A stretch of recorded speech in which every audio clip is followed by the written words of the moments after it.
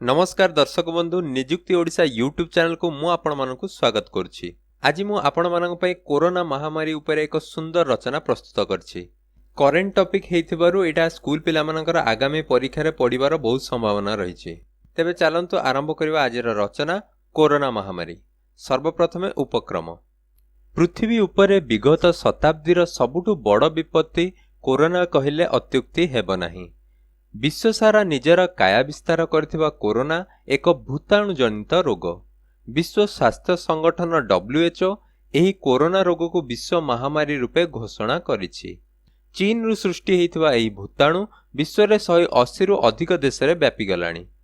एहार प्रारंभिक लक्षण फ्लू भली जहा धीरे धीरे मारात्मक रूप नै थाए। कोरोना भूताणु संपर्क रे कोविड-19 हेउछि कोरोना भाइरस रो एक नूतन स्ट्रेन जहा पूर्वरु मनिष मानक ठारे चिन्हट होई नथिला। सेथि पई एहाकु नोवेल कोरोना भूताणु मध्य कुहा जाय। 2019 मसिया नवेम्बर मासरे एहा चीन रो वुहान शहर रे प्रथमे चिन्हट हैला एवं किछि मास मध्यरे सारा विश्व को कबलित कला। एहा सार्स वंशज जहा 2003 रे चिन्हट होइथिला। अधिकांश कोरोना भूताणु विपज्जनक नुहे। कोविड-19 सृष्टि करुवा भूताणु मुख्यतः गोटिए व्यक्ति ठारू अन्य को व्यापी थाए। संक्रमित व्यक्ति काश छिंक किंबा कथबार्ता द्वारा तांका नाक किंबा पाटिरु बाहरुवा क्षुद्र कणिका द्वारा यह अन्य मानकु होई थाए। कोरोना जनित क्षयक्षति। एही महामारी जोगु विश्व रे वर्तमान सुधा प्राय 4 कोटी रु अधिक लोक संक्रमित होई सारछंती एवं एमानंक मध्यरु 10 लाख रु अधिक लोक प्राण हराइछंती।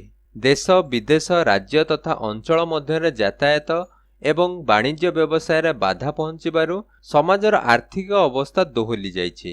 अनेक लोक निज कर्म संस्थान हराई बसिछंती जहा बेकारी समस्या को आहुरी त्वरान्वित करिछि। विशेष करी गरीब लोक मानकर आर्थिक मेरुदंड को यह भांगी देइछि। शिक्षानुष्ठान गुड़िक हठात बंद होई जिबारु छात्र छात्री मानक पाठ पढ़ारे बाधा सृष्टि होइछि। कोरोनार प्रभाव सबु वर्गर लोक तथा सबु क्षेत्र में पड़िथिबारु यह देश रे आर्थिक मांदावस्था सृष्टि करिछि। लक्षण। एही भूताणु मनिषर नाक पाटी बा आखि बाटे जाई फुसफुस मस्तिष्क हृदय यकृत आदि अंग को आक्रांत करिथाए। जड़े कोरोना प्रभावित व्यक्ति ठारे तुरंत कौनसी प्रभाव देखा जाए नहीं। लक्षण प्रकाश पाइबाकू 7 रु 14 दिन समय लागे। संक्रमित व्यक्ति ठारे थंडा ज्वर सुखिला काश स्वाद किंबा गंध हराइबा मुंड बुलाइबा निश्वास प्रश्वास रे समस्या आदि लक्षण मान प्रकाश पाई थाए।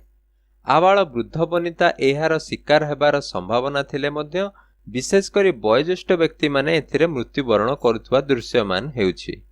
प्रायतः मधुमेह किडनी रोग किंबा हृदरोग भली कौनसी क्रोनिक रोग रे पीड़ित व्यक्ति कोरोना संक्रमण रे अधिक प्रभावित होइथांती। सचेतनता।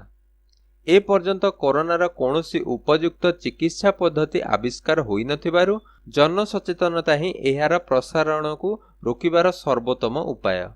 एहा जणा पड़िछि जे जहार रोग प्रतिरोधक शक्ति भल अछि से सहजरे कोरोना को परास्त करि परिबे। तेणु आपणक खाद्य एवं पानीय प्रति विशेष ध्यान दियंतु। एहा व्यतीत अन्य केतक प्रतिरक्षा मध्य अछि जाहाकू समस्त अनुकरण करिबा उचित। आवश्यक नथिले घरु बाहर को जांतु नहीं। बाहर को गले पाटी और नाक को घोड़ाइबा पई मास्क रो व्यवहार करंतु। घर बाहर सामाजिक दूरता रक्षा करिबा जरूरी। बारंबार हाथ धुंतु एवं सैनिटाइजर रो व्यवहार करंतु। छिंकीबा और कासिबा समय नाक एवं पाटी को रुमाल किंबा टिश्यू रे घोड़ांतु। घर को आनिथिबा कौनसी जिनिस को प्रथमे सैनिटाइज करंतु तापरे याकू व्यवहार करंतु। लक्षण प्रकाश पाइले निज को अन्य मानक ठारू अलगा करंतु एवं निकटस्थ डाक्तरखाना को सूचित करंतु। उपसंहार। कोरोना रोगर निराकरण पई विश्वर वैज्ञानिक माने अहर उद्यम करि चलिछंती किंतु जे पर्यंत कौनसी टीका बा औषध मिली नाही से पर्यंत सरकारक द्वारा दिया जाइथिबा निर्देशावली को अनुसरण करंतु। एहा द्वारा एही महामारी को एड़ाई दिया जाई परिबो।